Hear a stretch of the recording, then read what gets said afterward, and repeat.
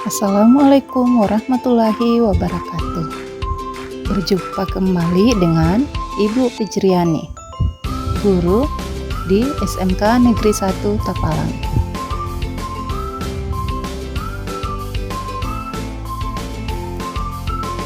Bagaimana kabar kalian hari ini? Apakah kalian siap mengikuti pembelajaran?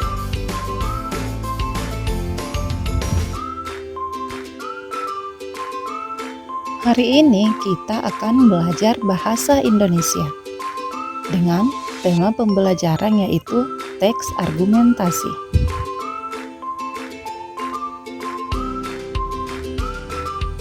Sebelum kita lanjut materi, kalian harus memahami capaian pembelajaran. Capaian pembelajaran hari ini yaitu mengidentifikasi ide pokok dari ide pendukung sebuah teks panjang dengan alur dan topik yang baru melalui pemahaman terhadap struktur dan hubungan dari bagian-bagian pada teks tersebut. Selanjutnya, kalian juga harus memahami tujuan pembelajaran. Tujuan pembelajaran kita hari ini yaitu peserta didik mampu membaca intensif untuk menemukan ide pokok dan permasalahan utama yang dibahas dalam teks argumentasi.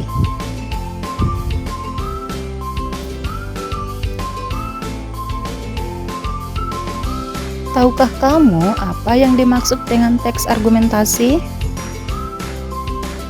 Teks argumentasi dapat diartikan sebagai teks yang memuat pendapat yang disertai dengan fakta pendukung sehingga memberikan sebuah kepercayaan terhadap pembaca. Selanjutnya, kalian juga harus memahami tujuan penulisan sebuah teks argumentasi. Pertama, menyampaikan pendapat ataupun pandangan penulis terhadap suatu masalah yang sedang diangkat. Kedua, menguatkan argumen penulis yang disusun secara struktural dengan informasi yang jelas. Ketiga, mengubah pandangan pembaca melalui tulisannya yang sudah disusun secara rinci.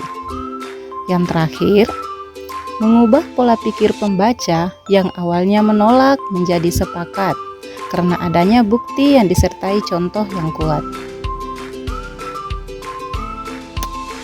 Kemudian, kalian juga harus memahami ciri-ciri teks argumentasi.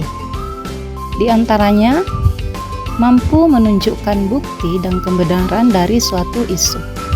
Kemudian, menggunakan bahasa denotatif atau bahasa yang sebenarnya dan tegas serta tidak berbelit-belit. Kemudian, ditulis berdasarkan analisis rasional atau berdasar fakta. Dan terakhir, ditulis secara objektif sehingga dibutuhkan batasan dan menghindari nilai-nilai emosional. Materi selanjutnya yaitu struktur teks argumentasi. Struktur teks argumentasi terdiri atas 3, yaitu pendahuluan, badang argumen, kemudian kesimpulan. Pendahuluan yaitu pada bagian ini berisi penjelasan secara singkat dan padat mengenai isu yang dibahas dengan bahasa yang menarik agar dapat menarik perhatian pembaca. Kemudian, badan argumen, bagian badan argumen berisi fakta dan data hasil riset yang ditulis dengan terstruktur dan tertata agar mudah dipahami pembaca. Terakhir, kesimpulan. Kesimpulan bisa ditulis dengan menggunakan bahasa yang singkat, padat, dan jelas, dan tentu saja mengutamakan kelogisan dan penalaran yang masuk akal. Kalian juga harus memahami jenis-jenis teks argumentasi. Di antaranya yaitu sebab akibat, argumentasi persamaan, argumentasi perbandingan, autoritas, dan terakhir kesaksian. Berikut contoh teks argumentasi.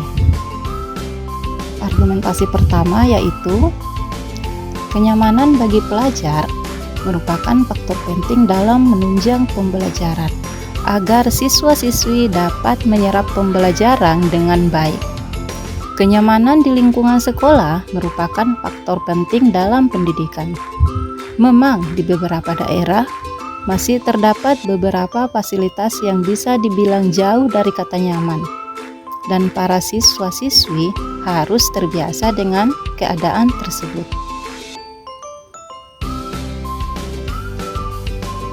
Selanjutnya, contoh teks argumentasi yang kedua.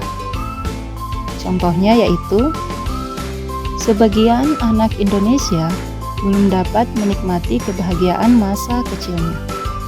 Pernyataan demikian pernah dikemukakan oleh seorang pakar psikologi pendidikan Sukarton 1992, bahwa anak-anak kecil di bawah umur 15 tahun sudah banyak yang dilibatkan untuk mencari nafkah oleh orang tuanya. Hal ini dapat dilihat masih banyaknya anak kecil yang mengamen atau mengemis di perempatan jalan atau menengais kotak sampah di TPA. Kemudian, hasilnya diserahkan kepada orang tuanya untuk menopang kehidupan keluarga. Apalagi sejak di negeri kita terjadi krisis moneter, kecenderungan orang tua memperkerjakan anak sebagai penopang ekonomi keluarga semakin terlihat di mana-mana. Demikian materi teks argumentasi hari ini. Kiranya anak-anakku bisa memahami dengan baik. Terima kasih, jangan malas belajar, karena ilmu adalah harta yang bisa kita bawa kemanapun tanpa membebani kita. Assalamualaikum warahmatullahi wabarakatuh.